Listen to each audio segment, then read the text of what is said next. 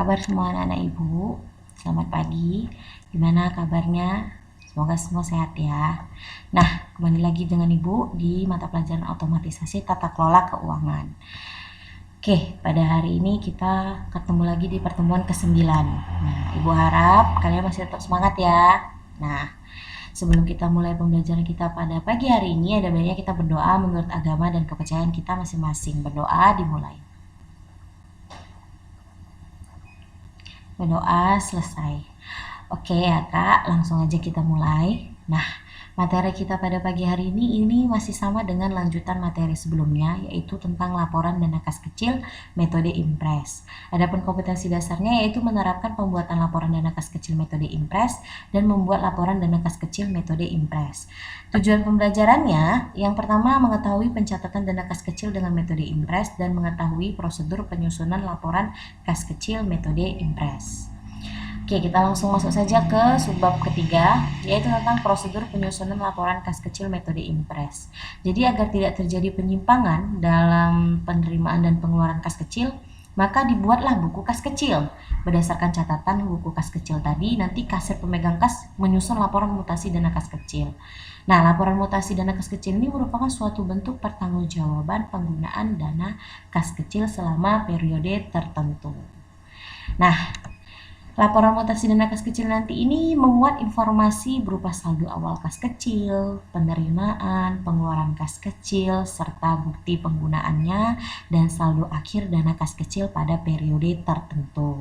Nah, contoh ya, bentuk laporan mutasi dana kas kecil ini contohnya ini. Jadi saldo awalnya berapa, ditulis, lalu pengisian dana kas kecilnya berapa, nanti ditambahkan, berapa dapatnya, nanti dikurangi jumlah pengeluaran kas kecil.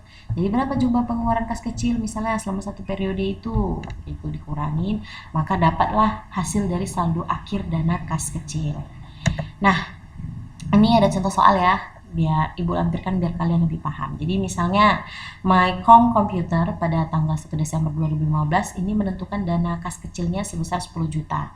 Nah, pengeluaran kas kecilnya sampai tanggal 19 Desember itu 9 juta. Nah, rinciannya itu 9 jutanya tadi itu karena dipakai biaya angkut 1.500.000, biaya listrik 1.700.000, telepon 2.800.000, supplies kantor beli ya, supplies kantor, peralatan kantor 3 juta. Nah, lalu pada tanggal 19 Desember tadi dilakukan lagi pengisian kas kecil sebesar 9 juta karena kan habisnya 9 juta. Jadi diisi lagi 9 juta. Nah, jadi sejak tanggal 20 Desember sampai 31 Desember pengeluarannya terjadi lagi, pengeluaran kas kecil itu habis 8 juta. Rinciannya biaya pengiriman penjualannya 2.540.000, langganan dia surat kabar dan majalah 475, biaya rapat dan pertemuan 3.085.000, dan ada biaya pencetakan formulir itu sebesar 1.900.000. Nah, maka bagaimana cara melakukan pencatatan jurnal transaksi yang terjadi di bulan Desember 2015 di atas? Nah, ini dia. Yang pertama, kita buat. Jadi kan pada tanggal 1 Desember tadi dana kas kecil diisi. Ingat jumlahnya berapa? 10 juta. Ini ya, 10 juta. Ya kan? 10 juta. Maka dana kas kecil lah, maka dibuatlah jurnalnya dana kas kecil di debit, kas di kredit sebesar 10 juta.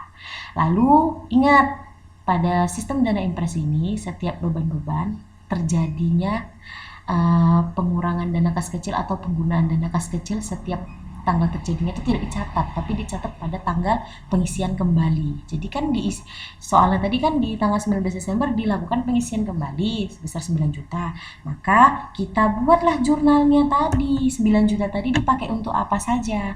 Yang pertama digunakan untuk biaya angkut 1.500.000. Lalu biaya bayar listrik 1.700.000, telepon 2.800.000, dan bahan pembantu kantor.